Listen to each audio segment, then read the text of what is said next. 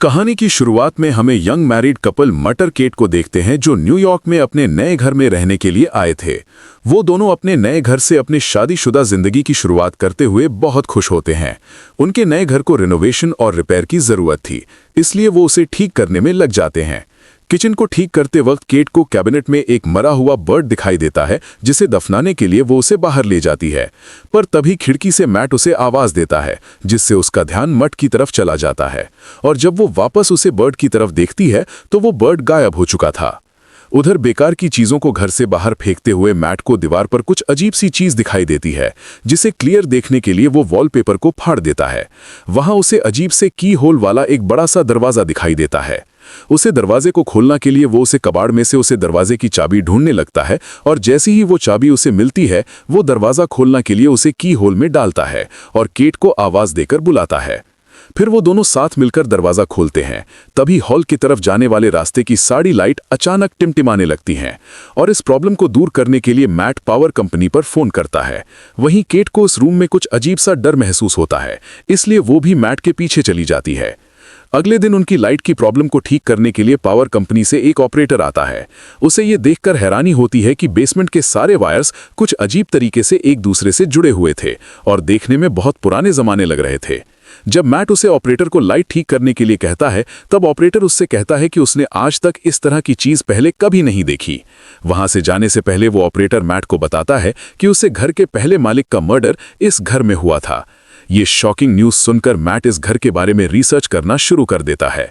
एक पुराने news article को पढ़कर मैट को पता चलता है कि मरने वाले कपल का नाम पॉल और मैडलाइन शेफर्ड था, जबकि सस्पेक्ट की पहचान नहीं हो पाई थी और उसे जॉन नाम से पुकारा जाता था। मैट एक आर्टिस्ट था, इसलिए वो अपने स्केच पैड पर जॉन की तस्वीर बनाने की कोशिश करता है। थोड़ी देर बाद वो आराम करने के लिए मिस्टीरियस रूम में जाता है और वहां बैठकर एक बोतल शराब की पीकर खत्म कर देता है। लेकिन यहां पर उसे एक और बोतल शराब पीने की इच्छा होती है कि तभी लाइट्स टिमटिमाने लगती हैं और अचानक शराब की एक और बोतल उसके सामने हाजिर हो जाती है, जिसे देखकर मैट हैरान हो गया था। उसे बोतल को अच्छी तरह देखने के बाद वो इस नतीजे पर पहुंचता है कि ये रूम किसी भी इच्छा को पूरी कर सकता है। लाइट्स के टिमटिमाने की आवाज से केट की नींद टूट जाती है। वो मैट को अपने पास ना देखकर उसे ढूंढने के लिए ऊपर की तरफ जाती है। वहां जाकर वो देखती है कि पूरा रूम नई चीजों से भरा हुआ है और उन सब के बीच मैट बहुत ही खुश दिखाई दे रहा था। वो केट को बैंकॉक की कीमती पेंटिंग दिखाए हुए बताता है कि उसे रूम में किसी भी विश को पूरा करने की ताकत है। केट इसे मैट का कोई मजाक समझकर हंसी में उड़ा देती है, पर अपने हस्बैंड की गंभीरता को देखकर वो इसे चेक करने के लिए $10,000 की विश करती है। गेट के मांगे हुए पैसों को मैट पूरे रूम में ढूंढता है और वो पैसे उसे मिल जाते हैं। फिर भी गेट को पूरी तरह विश्वास नहीं होता है और वो दोबारा $1 मिलियन की विश करती है। पहले की तरह इस बार भी उन्हें तुरंत $1 मिलियन मिल जाते हैं और वो रातों रात मिलियनर बन जाते हैं। ये सब देखकर केट बहुत डर जाती है। कुछ देर वो रूम से बाहर निकल जाती है। मैट उसके पास जाकर उसे समझाता है कि वो लोग इस चीज का फायदा उठा सकते हैं और एक शानदार जिंदगी जी सकते हैं। फिर भी वो दोनों रोजाना दिन उसी रूम में अपनी मनपसंद चीजों की विश करते हुए बिताते हैं। उनकी एक विश पर रूम में मनपसंद कपड़ों, शैंपेन, कीमती चीजों और पैसों का ढेर लग जाता है। मैट और केट की खुशियों का ठिकाना नहीं रहता, क्योंकि दुनिया की हर कीमती चीज उनके पास होती है। रात होने पर केट मैट से पूछती है कि आखिर ये रूम उनकी सारी विशेष इतनी आसानी से कैसे पूरी कर देता है, लेकिन मैट उसे कहता है कि उसे इन सब बातों की चिंता नहीं करनी चाहिए। इस तरह अगले कुछ दिनों तक उनकी जिंदगी बड़ी शान और शौकत से गुजरती है। हर बार जब भी उनकी कोई विश होती तो लाइट टिमटिमाती और उनकी सारी इच्छाएं बेसमेंट में बने उस रूम में तुरंत पूरी हो जाती। वो दोनों रातों मिले इस खजाने का जश्न मनाते, पार्टी करते और नाचते गाते हुए दिन गुजर रहे थे। लेकिन उनकी चमक धमक वाली जिंदगी ज्यादा दिनों तक उन्हें खुशी नहीं दे सकी और धीरे धीरे केट को अपने अंदर की कमी खलने लगती है, जो कि इन सारी चीजों से पूरी नहीं है। और वो उसे बच्चे का एक बेड गिफ्ट करता है, जो इस बात का इशारा था कि उन्हें बच्चे के लिए कोशिश करनी चाहिए। लेकिन केट ये देखकर खुश होने की बजाय अपसेट होकर घर से बाहर निकल जाती है, क्योंकि पहले ही उसके 2 मिसकैरेज हो चुके थे। थोड़ी देर बाद केट वापस लौटती है और उसे विशिंग रूम में जाकर एक बच्चे की विश करती है। जब मैट को ये बात पता चलती है तो वो केट पर नाराज होकर कहता है कि बिना उसकी सलाह लिए उसे बच्चे की विश नहीं माननी चाहिए थी। इस बात पर दोनों में काफी बहस होती है। केट कहती है कि उसने ये शॉर्टकट इसलिए अपनाया था कि मिसकैरेज या लेबर पेन की तकलीफ ना झेलनी पड़े। वो कहती है कि वो दोनों इस बच्चे के साथ बहुत खुश रहेंगे, पर मैट इस बात से एग्री नहीं होता। बच्चे को रूम में ले जाकर उसके गायब होने की विश करने को कहता है। वो दोनों शुरू में जाते हैं, पर केट बच्चे को गायब करने की विश नहीं कर पाती और रोती हुई बच्चा मैट के हवाले कर देती है। पर गोद में बच्चे को लेकर मैट भी इमोशनल हो जाता है और वो भी उसे गायब करने की विश नहीं कर पाता और बच्चे को वापस केट की गोद में डाल देता है। आखिरकार दोनों बच्चे को अपने पास रखने के लिए राजी हो जाते हैं और इस तरह दोनों पेरेंट्स बन जाते हैं। सीन शूट होता है और हम देखते हैं कि मैट की नज़र अपने अधूरे ड्राइंग पर पड़ती है जिसमें वो जॉन का चेहरा बना रहा था। उसे देखकर वो फिर से अपने रिसर्च में लग जाता है और उसे पता चलता है कि वो सस्पेक्ट मर्डरर अभी जिंदा है और किसी साइकियाट्रिक हॉस्पिटल में मौजूद है। एक दूसरे न्यूज़ आर्टिकल के मुताबिक जॉन का कहना था कि उससे ये मर्डर उसे रूम ने करवाया था। ये जानने के तुरंत बाद ही मैट जॉन से मिलने के लिए निकल पड़ता है ताकि उससे उसे रूम के बारे में और ज़्यादा जानकारी हासिल कर सके। हॉस्पिटल पहुंचने पर नर्स उसे वार्न करती है कि लास्ट 45 सालों में न्यूज़ रिपोर्टर्स के अलावा कोई भी जॉन से मिलने नहीं आया। ये सुनकर मैट खुद को भी एक रिपोर्टर के रूप में पेश करता है। आखिरकार बूढ़े हो चुके जॉन के साथ मैट की फेस टू फेस मुलाकात होती है और वो उससे उस घर और खासकर उस मिस्टीरियस रूम के बारे में पूछने लगता है। चेहरे पर एक शैतानी मुस्कुराहट के साथ जॉन उसे बताता है कि वो इस पल का बरसों से इंतजार कर रहा था। जब मैट उसे घर को बनाने की वजह पूछता है तब वो कहता है कि इसके अलावा उसके पास और कोई चारा नहीं था। फिर बात को बदलते हुए मैट को जितनी जल्दी हो सके उस घर को छोड़ देने के लिए कहता है और कहता है कि जिस इंसान की इच्छाएं पूरी नहीं होती उससे ज़्यादा खतरनाक वो इंसान होता है जिसकी सारी इच्छाएं पूरी हो जाती हैं। इसके बाद मैट घर लौटते वक्त एक गैस स्टेशन पर गैस डलवाने के लिए वक्त है, पर जैसे ही वो अपने वॉलेट से पैसे निकालता है तो देखता है कि उसके सारे पैसे डस्ट बन जाते हैं। ये देखकर वो तुरंत घर पहुंचता है और इस बात को कंफर्म करने के लिए उसे रूम में रखे सारे पैसों को बाहर फेंक देता है। साथ ही वैन गॉग की उस पेंटिंग को भी दरवाजे के बाहर रख देता है। फिर उन सारी चीजों को डस्ट में बदलते हुए देखकर वो समझ जाता है कि वो लोग उसे रूम से मिली किसी भी चीज को घर के बाहर नहीं ले जा सकते, नहीं तो वो सारी चीजें डस्ट में बदल जाएंगी। मैट गुस्से में दीवार को तोड़ देता है ताकि रूम की मिस्ट्री को जान सके, पर उसके अंदर उसे उलझी हुई वायर्स के सिवा कुछ नहीं दिखाई देता। उन वायर्स को ट्रैक करना मैट के लिए नामुमकिन था। फिर वो दीवार पर लगे कुछ वॉलपेपर्स को पढ़ता है तो उसे वहां उस घर का मैप दिखाई देता है जिसमें उसे सारे वायर्स के कनेक्शन की जानकारी मिलती है। इसी बीच केट बच्चे को गोद में लिए बाहर की तरफ चली जाती है, पर मैट उसे ये कहकर रोक देता है कि बच्चे को बाहर ले जाना सेफ नहीं है। वो उसे असल वजह नहीं बता पाता। कुछ दिनों बाद एक दिन बच्चा किसी दर्द की वजह से जोर जोर से रोने लगता है और केट से नहीं संभलता। तब मैट उसकी हेल्प करने के लिए बच्चे को गोद में ले लेता है और उसे चुप करने के लिए बाहर निकल जाता है। पर कुछ ही सेकंड्स में वो बच्चा बड़ा होने लगता है और जब वो लोग वापस घर में घुसते हैं तो देखते हैं कि वो एक बड़ा बच्चा बन चुका था। रात मैट केट को बताता है कि वो रूम उनकी हर विश को पूरी कर सकता है, पर वो उसकी दी हुई चीज़ों को घर से बाहर नहीं निकाल सकते, वरना वो चीज़ पुरानी होकर डस्ट में बदल जाएगी। ये सुनकर केट को बहुत दुख होता है और वो कहती है कि उनका बच्चा कोई सामान नहीं है जिसे वो लोग बाहर नहीं ले जा सकते। उसे अपने बच्चे से बहुत लगाव होता है। वो उसे अपना बेटा ही मानती है और उसका नाम शैन रखती है। अगले कुछ दिनों तक घर पर ही पड़ता है और उसे समझाती है कि वो घर के बाहर नहीं जा सकता क्योंकि बाहर डेंजरस जेम्स है जो उसे नुकसान करने लगता है। वो कहता है कि उसने जिंदगी में एक बार भी घर के बाहर कदम नहीं रखा। उसे घर के अंदर सिर्फ दीवारों को देखना अच्छा नहीं लगता था, लेकिन केट उसकी सेफ्टी के लिए उसे बाहर नहीं जान दे सकती थी। इसलिए वो हर बार घर के अंदर आते और घर से बाहर जाते समय दरवाजे पर ताला लगा दिया करती थी ताकि गलती से शैन बाहर कदम ना रख सके। एक दिन उसे मैट का ऑर्डर दिया हुआ एक पैकेज मिलता है तो वो उसे लाकर मैट को दे देती है, पर गलती से फ्रंट डोर लॉक करना भूल जाती है।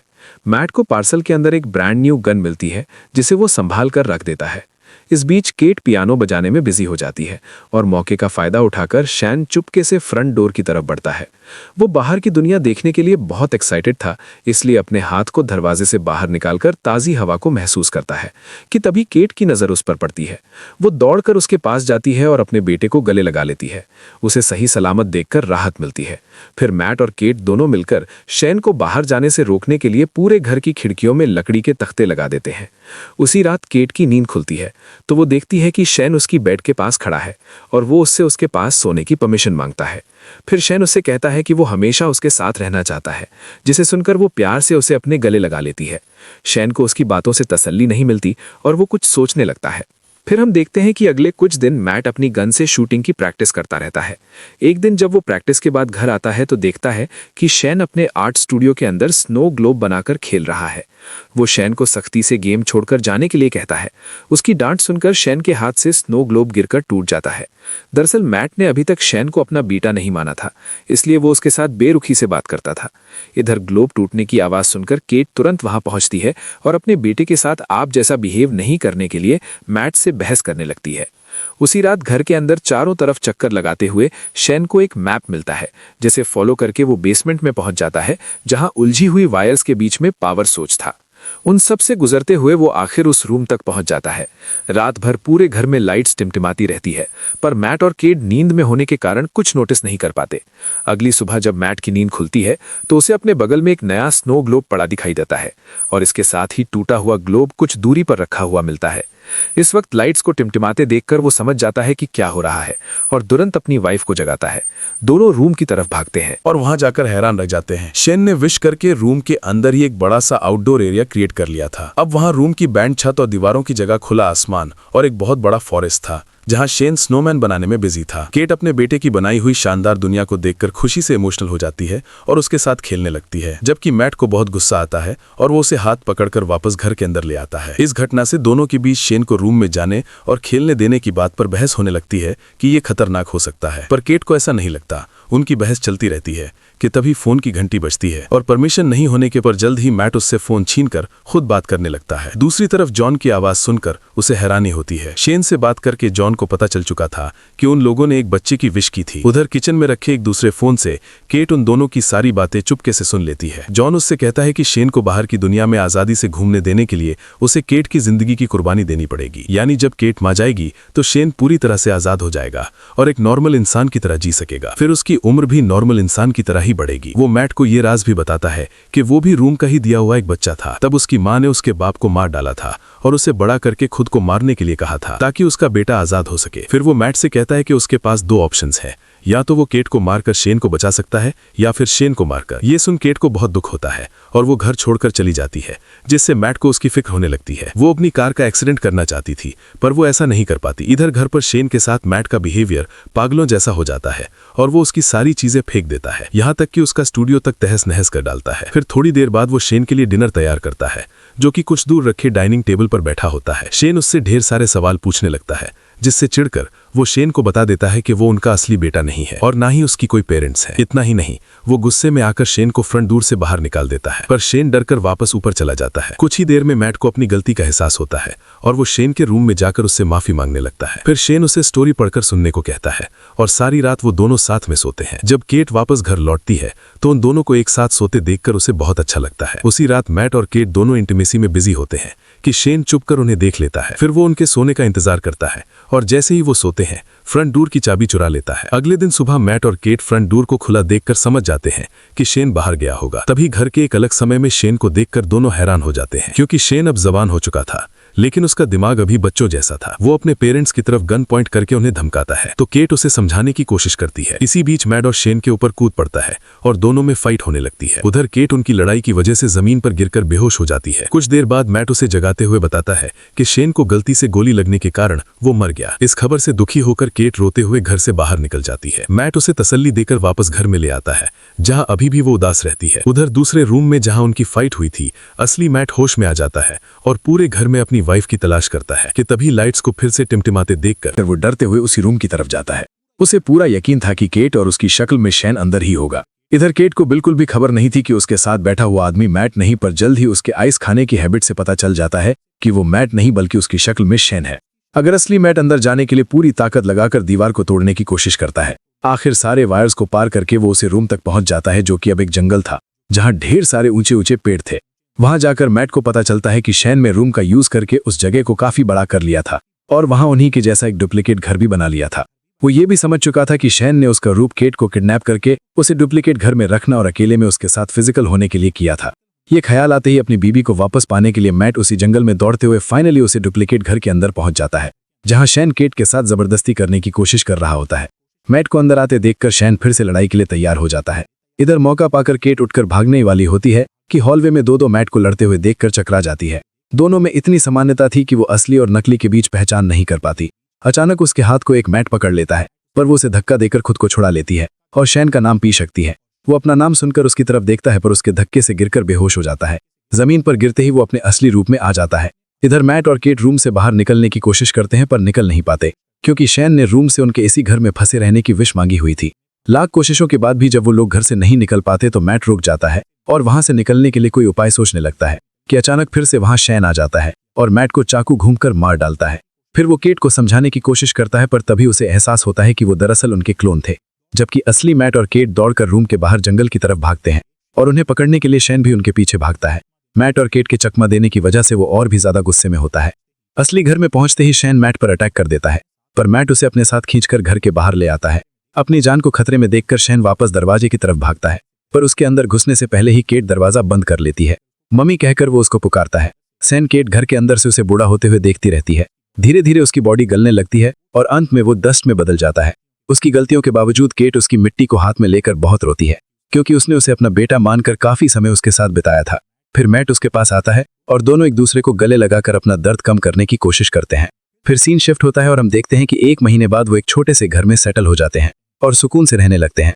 पर थोड़े ही दिनों बाद केट डरते हुए अपना प्रेगनेंसी टेस्ट करती है और रिपोर्ट पॉजिटिव आती है। वो बहुत उलझन में दिखाई देती है, क्योंकि उसे पता नहीं होता कि वो बच्चा मैट या शैन में से किसका है। हालात पहले से बेहतर होने के बावजूद उसे लगता है कि वो अभी उसी रूम में है, क्योंकि लाइट्स फिर से टिमटिमाने लगी थीं। इस स्टोरी में हमें दिखाया जाता है कि मैट और केट रूम की दी हुई दौलत के नशे में पूरी तरह से अंधे हो जाते हैं। विशेष पूरी करने की जादुई शक्ति के मिलने से वो अपनी ख्वाहिशों के मामले में कुछ ज्यादा ही लापरवाह हो जाते हैं। यहाँ तक कि बच्चा खो जाने के बाद भी वो रूम से रेडीमेड बच्चे तक की ख्वाहिश कर बैठते हैं। उनके नए अपार्टमेंट में लाइट्स के टिमटिमाने से ये कंफ्यूजन बना रहता है कि या तो वो अभी तक उसी मिस्टीरियस रूम में है या बिल्डिंग के कंस्ट्रक्शन में कोई गड़बड़ी है। ठीक इसी तरह केट की प्रेगनेंसी भी एक कंफ्यूजन रहती है कि वो बच्चा मैट या शैन में से किसका है, क्योंकि उस घटना से 1 दिन पहले मैट और केट के बीच इंटीमेसी होती है और उसी डुप्लीकेट घर में शैन भी उसे सेक्सुअली असॉल्ट कर चुका होता है। इस तरह ये कहानी न सिर्फ विश पूरा करने वाले रूम के इर्द गिर्द घूमती है, बल्कि ये सवाल भी छोड़ जाती है कि आखिर केट के पेट में पलने वाले बच्चे का आप कौन है, मैट या शैन। तो दोस्तों, इसी के साथ कहानी यहीं खत्म होती है। अगर आपको ऐसी ही दमदार मूवी एक्सप्लेनेशंस पसंद है तो चैनल को लाइक और सब्सक्राइब जरूर करें। मिलते हैं अगली वीडियो में।